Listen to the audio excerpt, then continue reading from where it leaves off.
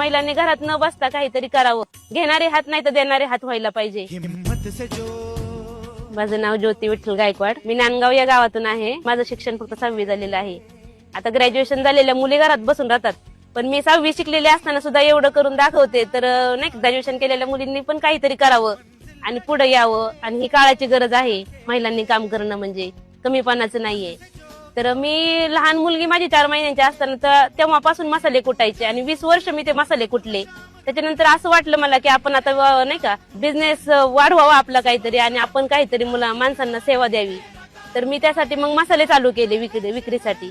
उमेद मार्फत फार्म दिदीची ओळख झाली. नंतर मग मला हे लोणचे वगैरे मी त्यांना द्यायला लागले आणि तिथून खूपच एकदम माझा बिझनेस वाढतच गेला. तर महिलांनी घरात न बसता काहीतरी करावं. आपल्या संसाराला पण हातभार लागतो आणि 2 माणसांना काम पण लागतं. घेणारे हात नाही तर देणारे हात व्हायला पाहिजे असं मला वाटतं.